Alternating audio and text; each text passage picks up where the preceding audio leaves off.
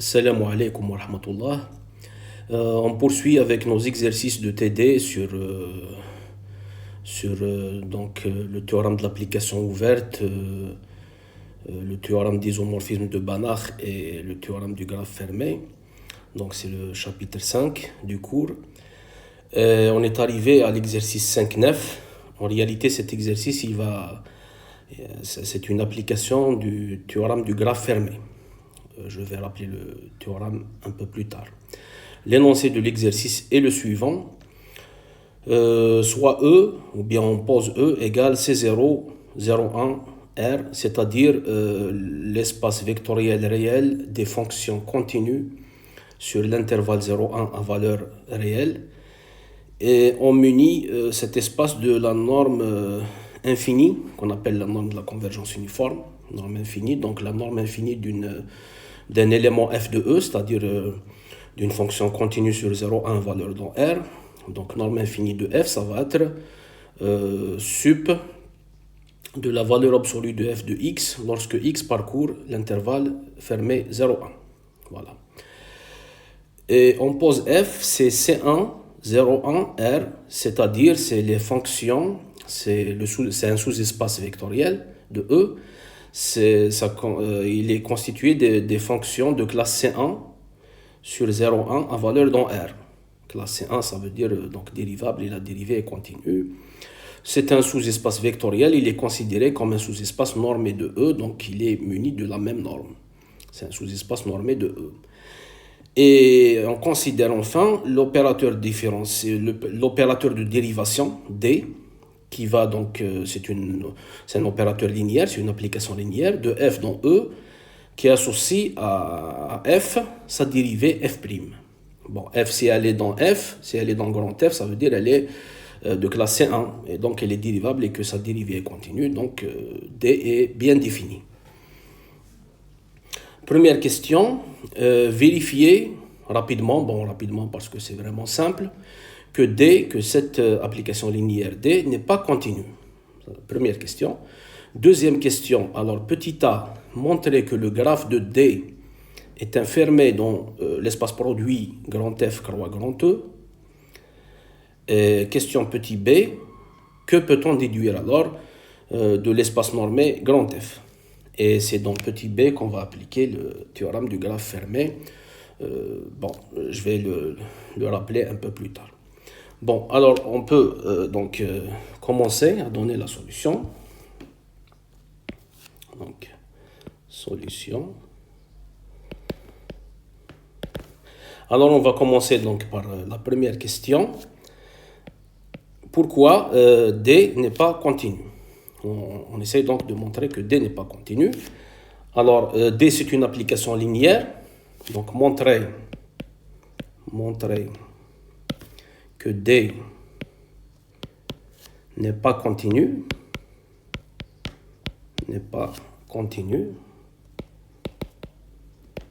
Revient à montrer que le rapport ou bien la quantité revient à montrer que la quantité ou bien le rapport, la quantité. Donc norme de df,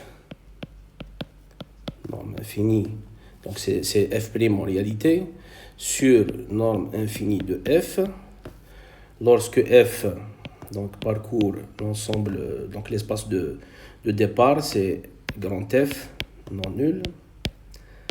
Alors, montrer qu'une application linéaire est continue, ça revient à montrer que ce rapport-là est majoré.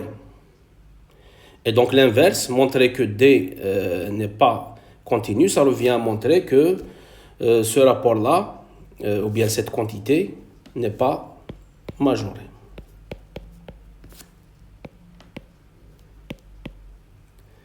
N'est pas majoré, donc ça veut dire qu'on peut le rendre aussi grand que l'on veut, ou bien on peut la rendre aussi grande que l'on veut.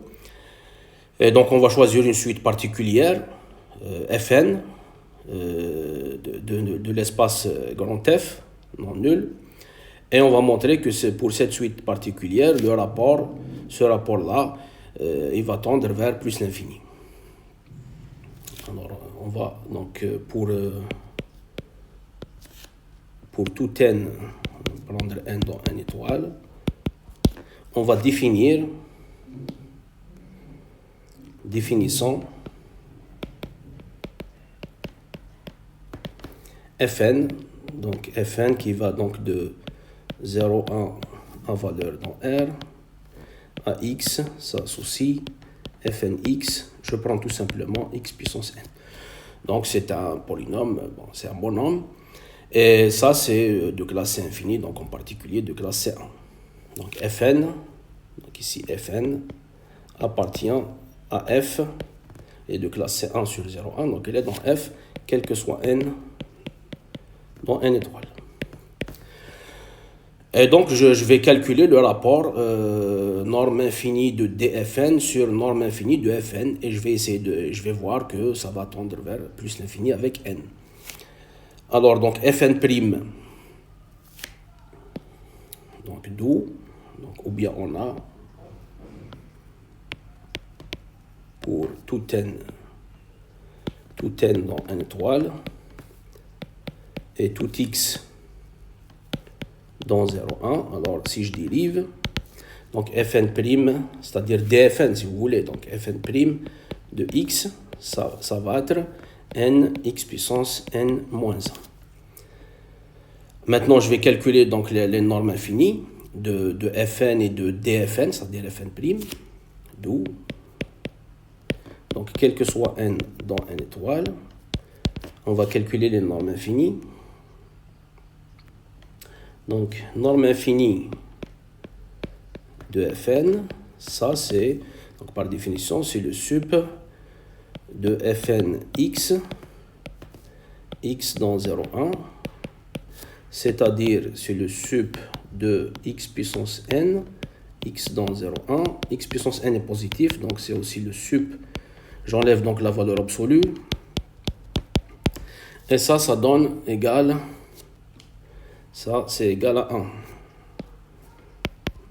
C'est égal à 1. Maintenant, je calcule la norme infinie de dfn, donc et, donc norme infinie de dfn, c'est donc la norme infinie de fn prime, c'est le sup de fn prime de x, si c'est une valeur absolue. Voilà, c'est le sup de fn prime de x dans 0,1. Alors, donc, ça donne sup de n x puissance n moins 1, en valeur absolue x dans 0,1.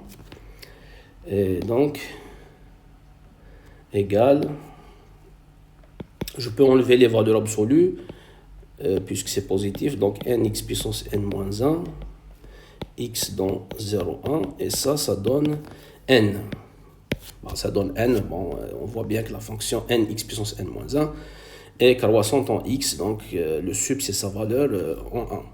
Ça donne n. Donc si je calcule d'où, donc quel que soit n dans n étoile, si je calcule donc le rapport, donc norme infinie, bon, peut-être avant, il faut remarquer, bon, ça c'est évident, que fn n'est pas nul, n'est pas l'élément nul de f, ça c'est évident. Donc, norme infinie de dfn sur norme infinie de fn, donc ça va donner n sur 1, et ça donne n, et ça tend vers l'infini, lorsque n tend vers plus l'infini, ce qui montre donc que cette quantité, donc df, norme infinie de df sur norme infinie de f, n'est pas majorée, et donc d n'est pas, l'application linéaire d n'est pas continue. Voilà. Donc ce qui montre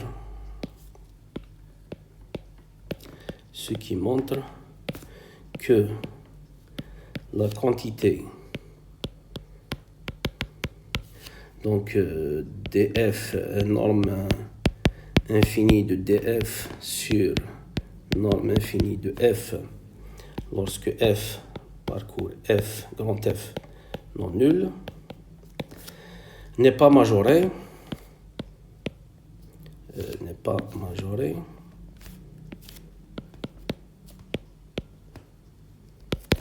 d'où D n'est pas continu, d'où D, l'application linéaire D, n'est pas continue.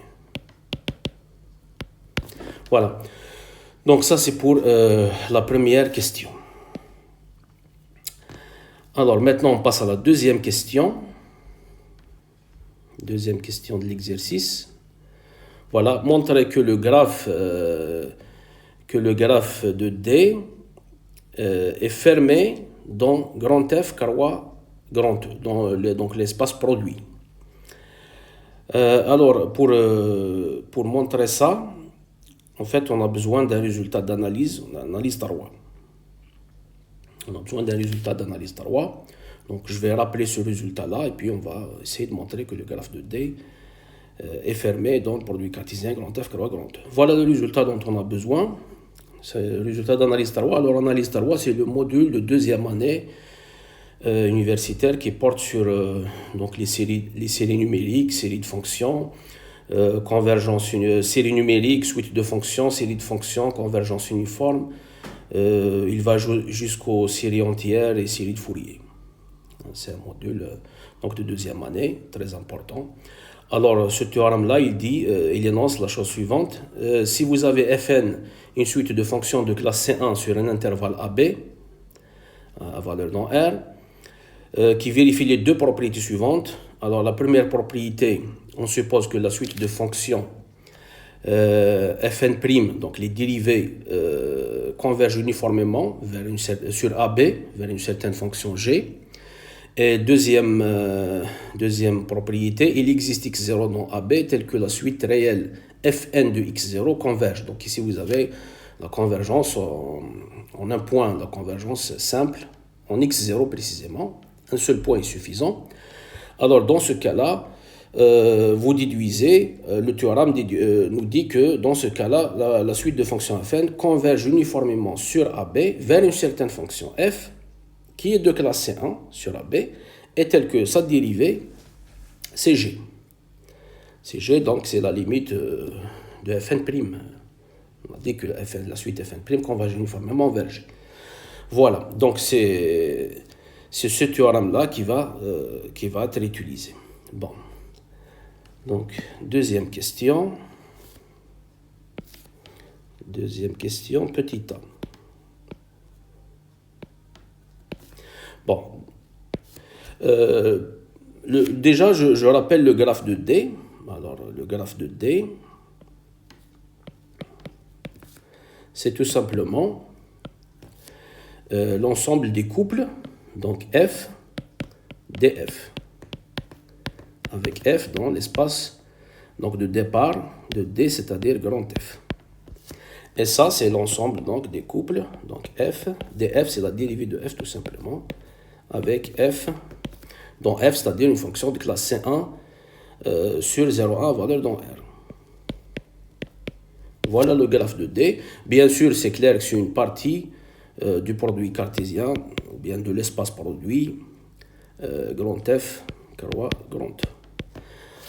Alors, montrer qu'une partie d'un espace métrique est fermée, ça revient à montrer que toute suite, ou bien que toute suite de cette partie,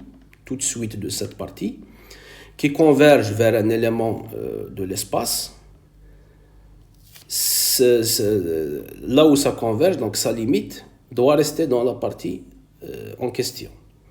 Donc ici, je dois montrer que toute suite du graphe de D, qui converge vers un certain élément de l'espace produit grand F, carroi grand E, alors cet élément, cette limite, doit rester dans le graphe de D. Donc c'est ce qu'on va faire. Donc, soit je vais considérer donc une suite du graphe de D. Donc, Fn, F'N.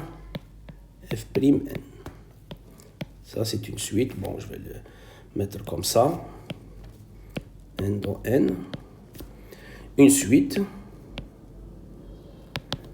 de G de D qui convergent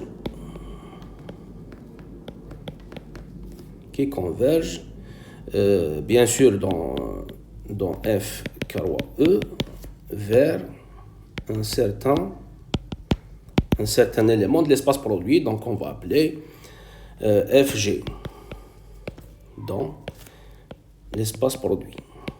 Et donc qu'est-ce qu'on doit montrer? On doit montrer que cette limite-là reste dans le graphe de D. Et montrons que donc Fg, cette limite, donc Fg appartient au graphe de D. Qu'est-ce que ça veut dire ça? C'est-à-dire, regardez bien les éléments de graphe de D, c'est des éléments du type Ff'. Donc dire que Fg est dans le graphe de D, ça veut dire que G est égal F'. C'est-à-dire G, c'est la dérivée de F. Voilà. Maintenant, qu'est-ce que ça veut dire? On va écrire qu'est-ce que ça veut dire Fn converge vers Fg. Mais Fn converge vers Fg dans l'espace produit F carreau E. Qu'est-ce que ça signifie ça? Ça signifie que Fn' ça converge vers F. Que Fn converge vers F et que Fn' converge vers G. Ici, donc, il faut mettre lorsque n tend vers plus l'infini. Signifie que donc Fn converge vers F. Là, on est dans F. Donc ici, lorsque n tend vers l'infini. Et Fn' converge vers G. Là, on est dans E. Dans F ou dans E, c'est la même chose, c'est la même norme. F, c'est un sous-espace de E. Voilà. Alors, qu'est-ce qu'on déduit de là? Et c'est là donc qu'on va appliquer le théorème de tout à l'heure. Donc, vous avez ici la convergence dans E ou dans F, c'est la convergence uniforme. Donc ici, en fait, vous avez une suite de fonctions Fn, donc une suite de fonctions de classe C1, puisque c'est dans F, une suite de fonctions de classe C1 sur 0,1 valeur dans R, qui convergent uniformément vers F. Et vous avez la suite des dérivés qui convergent uniformément vers G. Alors, regardez le théorème, qu'est-ce qu'il dit? Les conditions pour appliquer le théorème. Il vous dit qu'il faudrait que la suite des dérivés converge uniformément vers G. C'est bien le cas. La suite des dérivés converge uniformément vers G. Vous voyez ici, donc Fn' converge uniformément vers G. Et deuxième condition à ce qu'elle est vérifiée, il existe x0 dans AB, tel que la suite réelle Fn de x0 converge. Ben ici, en fait, x0, il est quelconque. Pourquoi?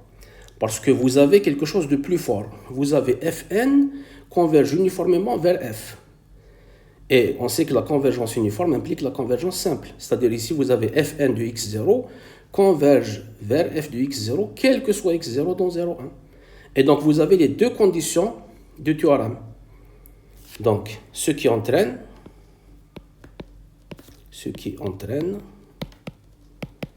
d'après le théorème d'analyse Tarois, le théorème ci-dessus, d'après le théorème ci-dessus, que donc f' égale à g. Donc, c'est exactement ce que dit le théorème. Regardez la conclusion. Alors, dans ce cas-là, Fn converge uniformément sur AB vers F, mais ça on l'a, et F' égale à G. Voilà. Et F' égale à G, ou bien G égale F', ce qui montre donc que Fg est dans le graphe, ou bien d'où Fg est dans le graphe de D. Et dans le graphe de D. Voilà, donc on a pris une suite dans le graphe de D qui converge vers un élément de l'espace produit. Et on a montré que cet élément reste forcément dans le graphe. Donc, ce qui conclut que le graphe de D est fermé dans l'espace produit. Donc, ce qui conclut que le graphe de D est fermé dans l'espace produit F croix E. Voilà, donc on a montré que le graphe de D est enfermé dans l'espace produit F croix E. Maintenant, on passe à la troisième, ou bien la question 2 petit b. Alors, on revient donc en arrière. Voilà 2 petit b. Que peut-on déduire de l'espace normé grand F? Alors là, on va utiliser le théorème du graphe fermé.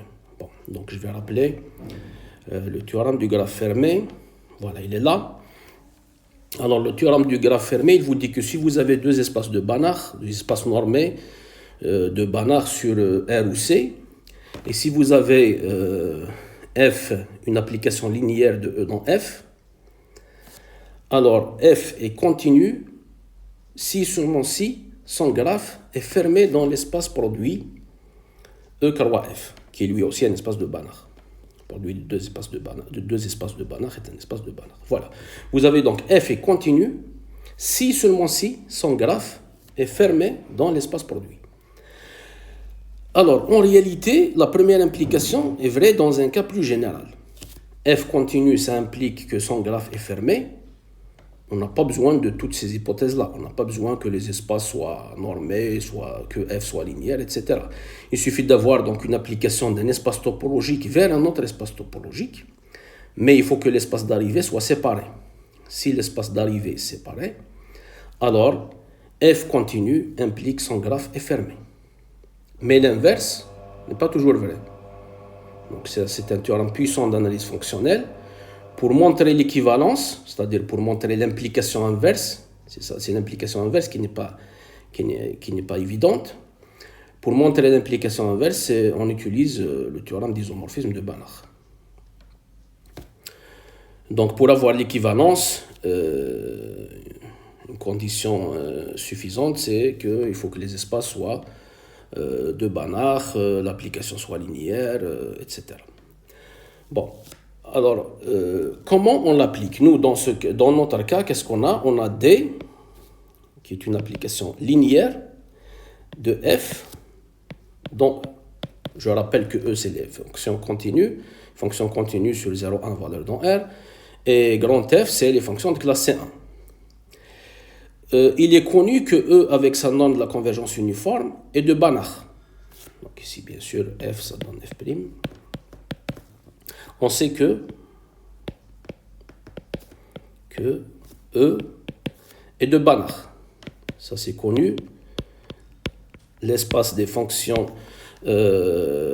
continues sur 0, 1, valeur dans R, muni de la norme de la convergence uniforme, c'est-à-dire de la norme infinie, c'est connu que c'est de Banach. Alors, pour pouvoir appliquer le théorème du graphe fermé, on doit supposer que grand F est aussi de Banach. Mais si je suppose que grand F est de Banach, je me mets dans les conditions du théorème du graphe fermé, c'est-à-dire vous avez deux espaces de Banach, et vous avez D est une application linéaire. Alors qu'est-ce qu'il dit le théorème du graphe fermé? Il dit que D est continu, c'est équivalent à dire que le graphe de D est fermé. Mais nous, on sait, d'après la première question, que D n'est pas continu, et d'après la question précédente, de petit a, que son graphe est fermé. Donc il y a une contradiction avec le théorème du graphe fermé. Et donc on déduit alors que grand F n'est pas de Banach. Voilà. Donc si on suppose, si l'on suppose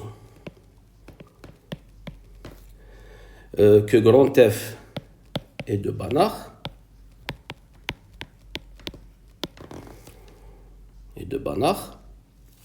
alors d'après j'utilise par exemple le résultat de la première question ou bien de la deuxième question. Alors, si l'on suppose de plus que F est de Banach, alors puisque le graphe de D est fermé dans l'espace produit F carré E, ça c'est d'après 2 petits a, d'après 2 petits a, donc le résultat de la question précédente. Alors si on suppose que F est de Banach, alors puisque le graphe de D est fermé, le théorème du graphe fermé,